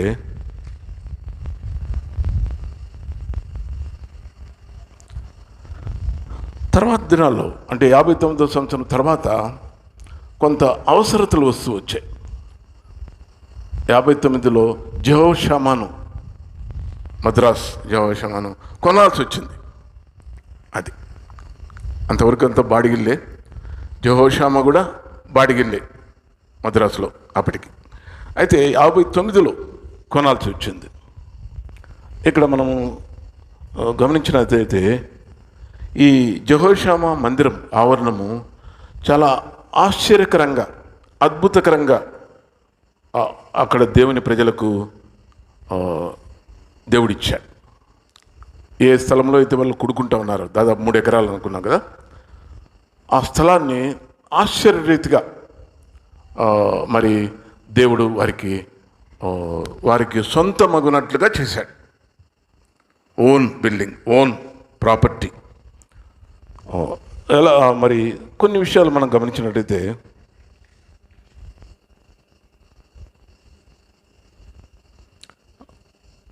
భక్సింగ్ గారు ఏమంటారంటే, లేక దైవజనులు ఏమంటారంటే, ఆ రెంటెడ్ హౌస్ దినాలే చాలా ఆశీర్వదించబడిన దినాలు అంటారు. బాడిగిళ్ళలో కూడుకుంటాను కదా, అవే మంచి రోజులు అంటారు. ఎందుకు? ఒక యాంగిల్లో చూస్తే. ఎందుకంటే ప్రాపర్టీ పైన గురుండేది కాదు, అంతే కదా.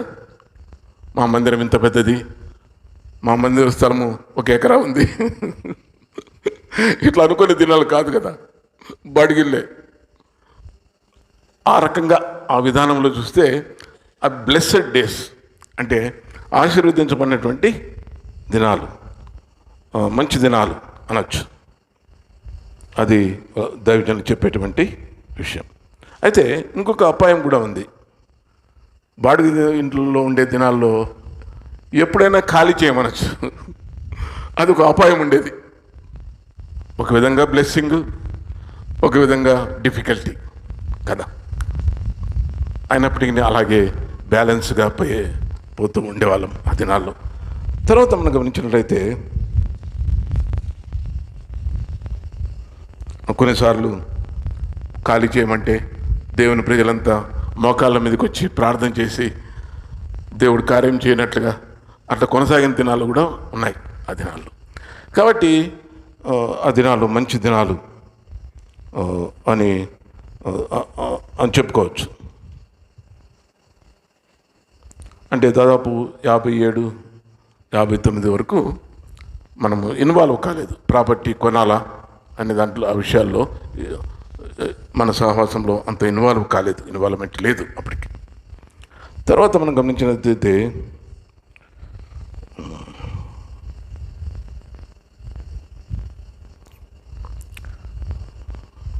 ఈ ఇండియా పాకిస్తాన్ విభజించబడింది కదా, 47లో విభజించబడిన తర్వాత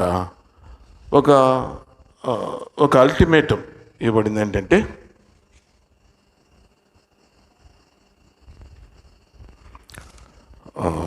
అప్పుడు ఏం చేశారంటే, ఎవరైనా ముస్లిమ్స్ ఉన్నారు కదా, జెహోషామా ఎవరిది ప్రాపర్టీ? ముస్లింది, ఒక ముస్లింది. ముస్లిమ్స్ అప్పుడు స్వతంత్రం వచ్చిన తర్వాత పాకిస్తాన్కి పోవాలంటే పోవచ్చు, లేదు ఇండియాలోనే ఉంటామంటే ఉండొచ్చు. అది వాళ్ళకు ఆప్షన్. బలవంతంగా ఎవరు ఏం చేయరు. అయితే పాకిస్తాన్ పోవాలనుకో, ఏం చేయాలంటే ప్రాపర్టీ వదిలిపెట్టి వెళ్ళిపోవాలి. అది అర్థమైందా? ఎంతన్నా ఉంది ప్రాపర్టీ, నువ్వు ఉంటే ఉండు, నీదే. నేను పాకిస్తాన్కి పోతాను, పాకిస్తాన్ నా దేశం అనుకుంటే వదిలేసిపోవాలి. అది గవర్నమెంట్ ప్రాపర్టీ అవుతుంది. ఏమవుతుంది? గవర్నమెంట్ ప్రాపర్టీ అవుతుంది. అప్పుడు ఏమవుతుందంటే, గవర్నమెంట్ ఏం చేసిందంటే ఆక్షన్. గవర్నమెంట్ ప్రాపర్టీ అమ్మాలంటే ఏం చేస్తారు? వేలం వేస్తారు, అంతే కదా. వేలం వేసేదానికి 2-3 సార్లు ప్రయత్నం చేశారు. అంటే 3 attempts, they made 3 attempts, but every attempt failed. 3 సార్లు ప్రయత్నం చేస్తే 3 సార్లు ఫెయిల్ అయిపోయింది. అంటే అప్పటికి మరి సంఘం నడుస్తుంది అక్కడ, అది జరుగుతాను ఉంది రెంట్కు. గవర్నమెంట్ వాళ్ళేమో వేలం వేయాలనుకుంటా ఉన్నారు. 3 సార్లు ప్రయత్నం చేస్తే 3 సార్లు కూడా ఫెయిల్ అయిపోతూ వచ్చింది, అంటే జరగలే. తర్వాత ఏమైందంటే మొదటిసారి ఏమో వేలం పాడేవాళ్ళు ఎవరు రాలే, ఫస్ట్ టైం నో బిడ్డర్. రెండోసారి ఏమైందంటే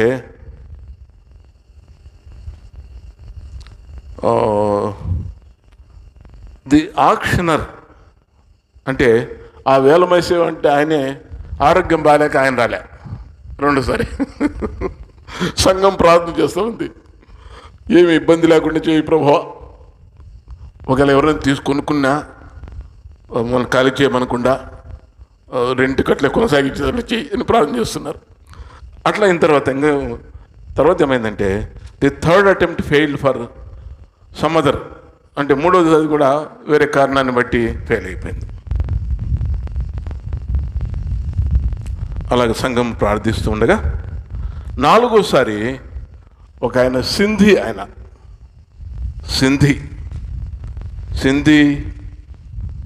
జాతికి చెందినటువంటి ఆయన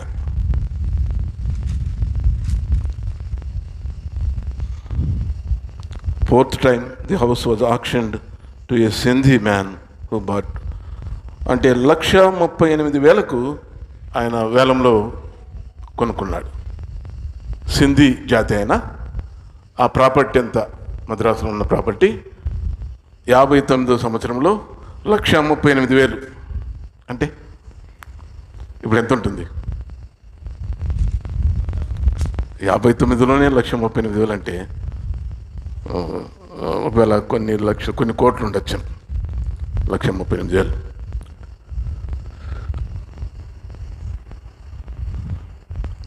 అయితే సరేలే ఎవరొకరు కొనుక్కోనిలే అనుకున్నారంట విశ్వాసులు. ఎవరొకరు కొనుక్కోలే అనుకున్న తర్వాత ఏమైందంటే ఒక వారం తర్వాత ఆ కొనుక్కున్న ఆయన తన ప్రాపర్టీ చూసుకోవాలి కదా, చూసుకునే దానికి వచ్చాడంట. ఈ యెహోషువ దగ్గరికి చూసుకునే దానికి వస్తే ఆయన ఏమనుకున్నాడంటే చూసి డివైడ్ చేసి ప్లాట్లు వేస్తాము అనుకున్నాడట.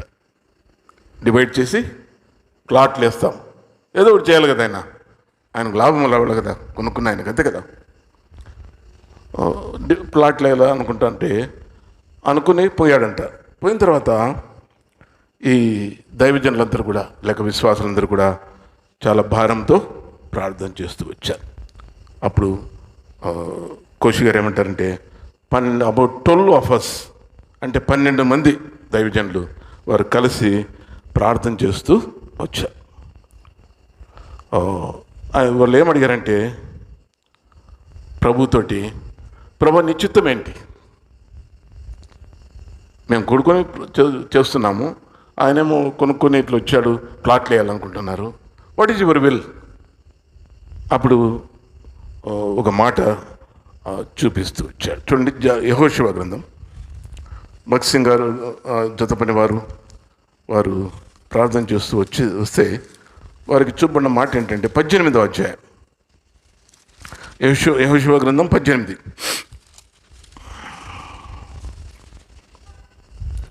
3వ వచనం చదవండి గట్టిగా.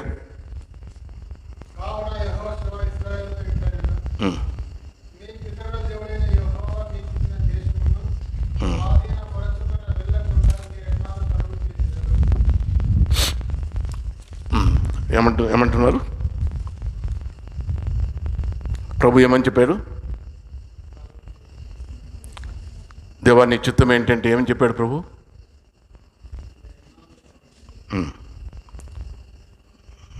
యెహోవా మీకు ఇచ్చిన దేశంను స్వాధీనపరచుకున్న వెళ్ళకుండా మీరు ఎన్నాళ్ళు. వాళ్ళకి అర్థమైంది ఏంటంటే మీరే కొనండి, ఎన్నాళ్ళు తడుగు చేస్తారు అంటే. అప్పుడు దానికి సంబంధించిన ఆఫీసు బొంబాయిలో ఉండేది. ఆ దినాల్లో ఈ సెటిల్మెంట్స్కి అంతా ఒక ఆఫీస్ ఉండేది కదా, బొంబాయిలో ఉండేది. ఆ బొంబాయికి ఒక లెటర్ రాశారు వీళ్ళంతా, మన వాళ్ళు విశ్వాసం లేక సంఘంగా. ఆ 1,38,000 3 ఇన్స్టాల్మెంట్లో మేమే కడతాం, మాకు పర్మిషన్ ఇవ్వండి. అంటే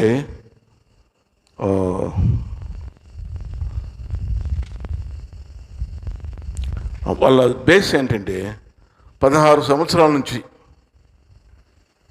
అప్పటికి 57, 58 అనుకుంటా, 41 నుంచి 16 సంవత్సరాల నుంచి మేము ఉపయోగించుకుంటా ఉన్నాం, ప్రార్థనా మందిరంగా ఉపయోగించుకుంటా ఉన్నాం, కాబట్టి మాకే ఇవ్వండి అని ఉత్తరం రాశారన్నమాట.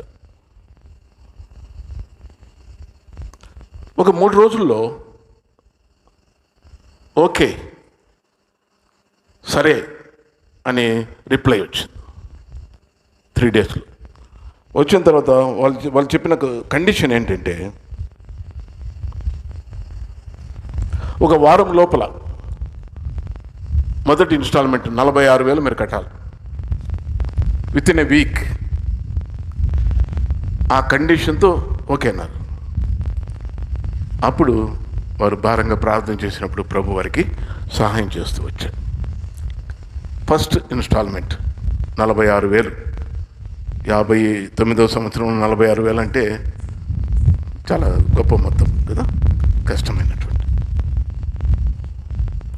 అయితే వాళ్ళ దగ్గర కొంచెమే ఉంది, ప్రభువును అడుగుతూ వచ్చారు.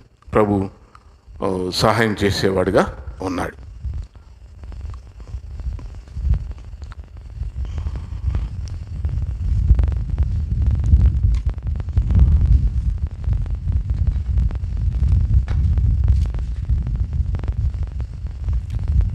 ప్రార్థన చేస్తూ వచ్చినప్పుడు ప్రభు వారికి సహాయం చేస్తూ మరి చేస్తూ వచ్చారు.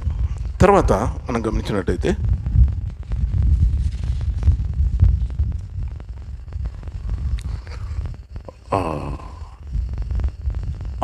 వారం దాటిపోయే లోపల కట్టాల 46,000. అప్పుడు హైదరాబాద్ భక్సింగ్ గారు హైదరాబాద్లో ఉన్నారు. అప్పటికి హైదరాబాద్కి ఎప్పుడు వచ్చారు? 1900 చెప్పండి. పరిచర్య హైదరాబాద్లో ఎప్పుడు ఆరంభమైంది? 1950. భక్సింగ్ గారు హైదరాబాద్ నుంచి ఆ మొత్తం తీసుకొని మద్రాసుకు పోయారు. లాస్ట్ డే ట్రైన్ 5 గంటలు లేటు. దాంట్లో కూడా మళ్ళా ఎట్లా ఉంటుంది చూడ, అంటే ప్రభు పనిలో పోరాటం ఎట్లా ఉంటుంది. చివరికి పోయాడంట ఆ ఆఫీస్కి మద్రాసులో. భక్సింగ్ గారు పోతే బైబిల్ పట్టుకొని డబ్బు కూడా పెట్టుకొని పోయాడు. ఆ బ్యాంకు ఆ ఆఫీసర్ ఉంటాడు కదా, దాన్ని సెటిల్ చేసే ఆఫీసరు, పెద్ద క్యూ ఉందంట. భక్సింగ్ గారు బైబిల్ పట్టుకుని కూర్చొని నిలబడుకుంటే ఆయన గమనించాడంట. గమనించి లేచి వచ్చి ఆయన భక్సింగ్ గారిని పిలుచుకుని పోయి డబ్బు తెచ్చారని అడిగాడంట. లాస్ట్ డే కదా, ఫస్ట్ ఇన్స్టాల్మెంట్ కడితేనే అది చెల్లుతుంది. అప్పుడు ఆయన ఏం చెప్పాడంటే, నేను కూడా ట్రాన్స్ఫర్ అయ్యాను, ట్రాన్స్ఫర్ అయ్యి వెళ్ళే లోపల మీ పని చేసిపోవాలనుకుంటున్నాను. అర్థమైందే? నేను ట్రాన్స్ఫర్ అయిపోయాను, వేరే పోస్ట్కి వెళ్ళిపోతున్నాను, పోయే ముందు మీకు సహాయం చేసిపోవాలనుకుంటున్నాను అంటే భక్సింగ్ గారు చెప్తారు, ఎలాగా అన్ని జనులు సహాయం చేస్తారు. అదంతా ఆ పని అంతా చేసి క్లియర్ చేసేసారు. తర్వాత దినాల్లో మరి ఆ 2 ఇన్స్టాల్మెంట్స్ కూడా ప్రభు సహాయం చేస్తూ వచ్చారు. ఆ 2 ఇన్స్టాల్మెంట్స్ కూడా మొత్తం యెహోషామ సంఘానికి అది సంఘ ప్రాపర్టీగా అయిపోయింది, సొంతమైంది అనొచ్చు 3 ఇన్స్టాల్మెంట్స్లో ఆ అమౌంట్. కాబట్టి ప్రభు అనేక విధాలుగా వారికి సమకూర్చాడు, సహాయం చేశాడు. అప్పుడు ఒక మాట చెప్పాడు, దైవజనుడు ఏం చెప్పాడంటే ఒక మాట చూడండి, హగ్గై గ్రంథం. హగ్గై అంటే ప్రభు ఎలా సహాయం చేశాడంటే, హగ్గై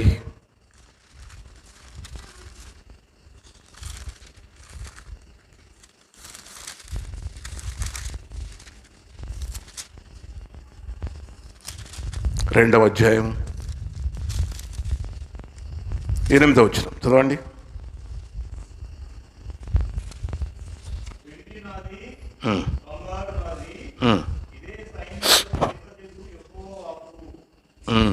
అది అంటే అలాగా ప్రభు సహాయం చేస్తూ వచ్చారు, వాళ్ళకి సహాయం చేసి సమకూర్చారు వారికి కావాల్సినటువంటి డబ్బంతా కూడా. ఆ విధంగా అంటే ప్లేస్ ఆఫ్ వర్షిప్ అనేది ఆరంభ దినాల్లో బాడిగిండ్లే. 59 తర్వాత ఇట్లా అవసరతలు వచ్చాయి, జవశమ వారి వశమైంది. తర్వాత దినాల్లో మందిరాలు సొంతం కట్టడం కూడా మొదలవుతూ వచ్చింది, ప్లేస్ ఆఫ్ వర్షిప్. కాబట్టి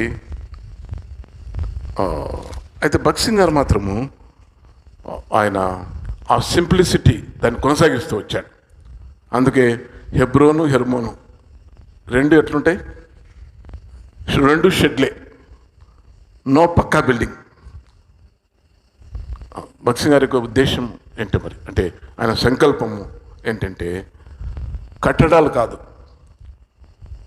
దేవుని ప్రజలు దేవుని వాక్యం ద్వారా పోషించబడాలి, వాళ్ళని ఫీడ్ చేయాలి. We have to feed them. అది భగత్ సింగ్ గారి యొక్క భారం. మంచి బిల్డింగ్లో వచ్చి కూర్చోబెట్టేది కాదు, వాక్యంతో ఫీడ్ చేయాలి. అది భగత్ సింగ్ గారి యొక్క భారము, పరిచర్య కూడా. ఆయన కాలమంతా అలా చేస్తూ వచ్చాడు. ఈ దినాల్లో ప్లేస్ ఆఫ్ వర్షిప్ అది ప్రాముఖ్యమై కూర్చుంది. అంటికంటే అది ప్రాముఖ్యమైందేమో, బిల్డింగ్ ప్రాముఖ్యమైందేమో, కట్టడము ప్రాముఖ్యమైందేమో, స్థలము ప్రాముఖ్యమైందేమో అన్నట్టుగా అయిపోయింది ఇప్పుడు ఈ దినాల్లో కదా. మందిరము, బిల్డింగ్, స్థలము, బిల్డింగ్ ఉంటే చాలు, ఇంకేమొద్దు మాకు అన్నట్లుందా ఇప్పుడు ఈ దినాల్లో. ఆత్మీయంగా ఉన్నామో లేదో అదంతా తర్వాత విషయం. మాకు పక్క మందిరం ఉంది, బిల్డింగ్ ఉంది, డబ్బు ఉంది, చాలు, అలా ఉన్నామా ఈ దినాల్లో. కాబట్టి మనం పరీక్షించుకునేటువంటిది సమయం. కాబట్టి అలాగా మన దృష్టి మెటీరియల్ పైన కాకుండా, విజిబుల్ థింగ్స్ పైన కాకుండా ఉండాలనేది దేవుని యొక్క ఉద్దేశం. వాక్యానుసారంగా ఒక మాట చదువుకొని ముగించుకుందాం. చూడండి, 2 కొరింథీ 4వ అధ్యాయం. 2 కొరింథీ 4వ అధ్యాయం. అంటే పౌలు ఆయన జతపని వారి యొక్క దృష్టి ఎలా ఉందంటే,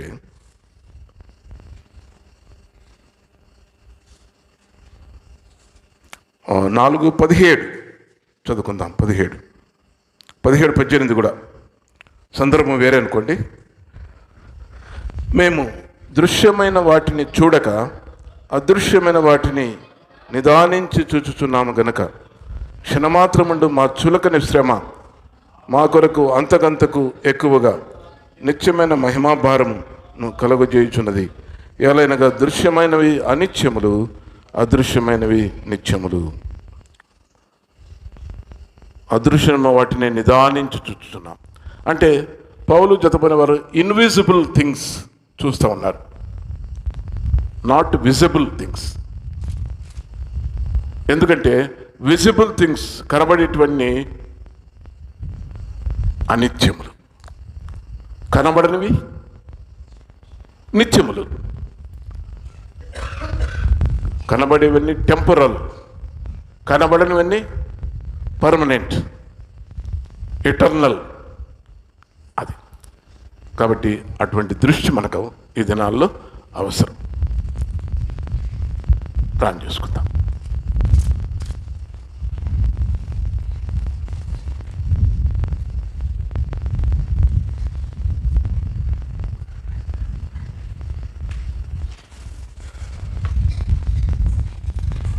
ప్రేమగల మా పరలోకపు తండ్రి, నీ వాక్యముకే మీకు వందనాలు చెల్లిస్తున్నాం ప్రభా. దాసు దైవజనుడు భగత్ సింగ్ గారి యొక్క సేవా పరిచర్య సంఘము ద్వారా ఎలాగో నడిపించబడాలనో మీరు అనేకమైన సంగతులు మీరు తెలియపరుస్తూ వచ్చినందుకు మీకు స్తోత్రములు. దయగల తండ్రి, సంఘములో ఏ భేదము లేకుండా అందరూ సమానమని, అందరూ ప్రాముఖ్యమైన వారని, అనేకమైన సంగతులు మీ దాసుని ద్వారా మీరు మాకు తెలియపరుస్తూ వచ్చినారు. మీకు స్తోత్రములు. అది మాత్రమే కాకుండా దగిలి తండ్రి, మెటీరియల్స్ థింగ్స్, కనబడేటటువంటి వాటి మీద ఎక్కువ మనసు ఉంచక అదృశ్యమైనవి నిత్యములు అనే నీ వాక్యం రాయబడిన మేరకు అదృశ్యమైన వాటి కొరకే మా దృష్టి ఉండాలని మీరు తెలియపరిచినందుకు మీకు వందనాలు. దగిలి తండ్రి, ఈ దినాల్లో మేము కనబడే వాటి కొరకే ఎంతో ప్రాకులాడుతున్నాము, కానీ అయితే కనబడినటువంటి అదృశ్యమైనటువంటివి నిత్యములని గ్రహించకుండా ప్రభువా, దృశ్యమైనటువంటి వాటి కొరకే మా పోరాటం ఉంది, కనుకరించి క్షమించండి. అదృశ్యమైనటువంటి వాటి కొరకు మేము ప్రయాసపడేవారుగా, పోరాడేవారుగా, క్రయము చెల్లించేవారుగా మీరు మమ్మల్ని సిద్ధపరచవలసిందిగా ప్రార్థిస్తున్నాం. దేవా, దయచేసి నాయన మీరే కనుకరించి మీరే కృప చూపించండి. ఆత్మ సంబంధమైనటువంటి వాటి వైపు మా మనసు త్రిప్పబడినట్లుగా సహాయం చేయండి. దయగల తండ్రి, మీరే కనుకరించి మీరే కృప చూపించవలసిందిగా ప్రార్థిస్తున్నాం. దాసుడు భక్త్ సింగ్ గారు ఎంతగా పరిచర్యలో, సేవలో, తన అక్కర్ల విషయమై ఎంతగా మీ మీద ఆధారపడచ్చు ప్రభు విశ్వాసముతో కార్యములు జరిగిస్తూ వచ్చినాడు. ఆ రీతిగా మేము కూడా మా దినాల్లో మా ప్రభు నీ మీద ఆధారపడుటకు మీరే మాకు నేర్పించండి, మీరే మాకు సహాయం చేయండి. యేసుక్రీస్తు నిన్న నేడు ఒకటే రీతిగా ఉన్నాడని వాక్యం రాయబడింది కనుక మా పితరుల దినాల్లో, మీ దాసుడు భక్త్ సింగ్ గారి దినాల్లో మీరెన్నో అద్భుతాలు, ఆశ్చర్యమైన కార్యాలు జరిగిస్తూ వచ్చినారు. కనుక మా దినాల్లో కూడా అటువంటి కార్యములు మేము చూడాలని ఆశపడుతున్నాం. దేవా, మీరే కనికరించి గొప్ప కార్యం మీరు చేయండి. మీ నామానికి మీరు మహిమ కలిగించుకోనండి. రాగలిగిన ప్రియులను బట్టి వందనాలు. ఇంకా ఈ దినం అనేకులు రాలేకపోయారు, కనికరించము, మరొక తరుణము దయచేయము. తిరిగి మా ప్రియులు ముగించుకొని బయలుదేరి వెళ్తుండగా క్షేమంగా వారి గృహాలకు చేర్చు. ముఖ్యంగా సోదరి సుజాత కొరకు ప్రార్థన చేస్తున్నాం. రేపటి దినం ప్రభు కర్నూలులో తిరిగి ఆపరేషన్ ఉంటుండగా సహాయం చేయము. డాక్టర్ గారి హస్తాలు బలపరచము. పోస్ట్ ఆపరేటివ్ కేర్లో మీరేమే కృపతో ఆదుకొనము ప్రభు. ఎక్కడ పొరపాటు జరగకుండా మీరే కాపాడము. నీ మహిమ కొరకు తిరిగి నార్మల్ హెల్త్ పొంది దాసులు తిరిగి రాగలిగినట్లుగా మీరే సహాయం చేయమని ప్రార్థిస్తున్నాం. మీరే కనికరించి మీరే కృప చూపించండి, సహాయం చేయండి. ముఖ్యంగా ప్రార్థిస్తున్నాం, కొన్ని కుటుంబాల్లో సమాధానము లేక ప్రభు, ఐక్యత లేక అసమాధానముతో సాగుతుండగా మీరే కనికరించి మీ కార్యం, మీ ఆత్మ కార్యం మీరు జరిగించి ప్రభా మీరే సమకూర్చి కుటుంబాలను మీరే కట్టవలసిందిగా ప్రార్థిస్తున్నాం. మీరే కనికరించి దయ చూపించండి, సహాయం చేయండి. నీ వాక్యం రాయబడింది, యెహోవా ఇల్లు కట్టించిన ఎడల దాని కట్టువారి ప్రయాస వ్యర్థమని. యెహోవా పట్టణమును కాపాడని ఎడల కాపలా కాయవారు మేలుకొనుట వ్యర్థమని రాయబడింది. కనుక మీరే కనికరించి కొన్ని కుటుంబాల్లో మీరే నీ ఆత్మ కార్యము లోతుగా మీరు జరిగించి దినులుగా చేసి, సాత్వికులుగా చేసి ప్రభువా కుటుంబాల్లో పరిపూర్ణమైనటువంటి ఐక్యతలోనికి మీరే తీసుకొని రండి. గొప్ప కార్యం చేయండి. వందనాలు చెల్లిస్తూ మీకు అప్పగించుకుంటూ ప్రభువా శనివారం గుత్తి సియోన్లో జరగబోయే వివాహం కొరకు ప్రార్థిస్తున్నాం. సోదరి విజిత జీవన్ కొరకు ప్రార్థిస్తున్నాం. వారిని కూడా వారి ప్రాణాత్మ దేహాలు మీరు పరిశుద్ధపరచము. ఆ దినము కొరకు మీరు వారిని సిద్ధపరచు. దయగల తండ్రి, మీరే మేలుకై జ్ఞాపకం చేసుకున్నాం. మీ సన్నిధి మాకు తోడుగా ఉంచమని వందనాలు చెల్లిస్తూ మీకు అప్పగించుకుంటూ మీ రక్త ప్రోక్షణ కింద తెచ్చుకుంటూ తిరిగి శనివారం విజ్ఞాపన ప్రార్థన కొడుకు కొరకు మీరు మమ్మల్ని నడిపించమని వందనాలు చెల్లిస్తూ మా రక్షకుడైన యేసు ప్రభు వారి పరిశుద్ధమైన నామమున స్తుతించి ప్రార్థించి వేడుచున్నాము తండ్రి. ఆమేన్. మన ప్రభు అయిన యేసుక్రీస్తు వారి కృప, తండ్రి అయిన దేవుని ప్రేమ, పరిశుద్ధాత్మనికి అన్యోన్య సహవాసం చేన మనకు సకల పరిశుద్ధులందరికీ ఇప్పుడు ఎల్లప్పుడు సదాకాలం తోడైండును గాక. ఆమేన్. నిత్యము నిలచున్నది దేవుని వాక్యము, సత్యమయున్నది సర్వము చేయునది. నిత్యము నిలచున్నది ఆ వాక్యమే యేసు దైవం, ఆదియందు ఉన్న దైవం. ఆ వాక్యమే యేసు దైవం, ఆదియందు ఉన్న దైవం. అంతమే లేని దైవం, నిత్యము నిలచున్నది దేవుని వాక్యము, సత్యమయున్నది సర్వము చేయునది. నిత్యము నిలచున్నది. Praise lord.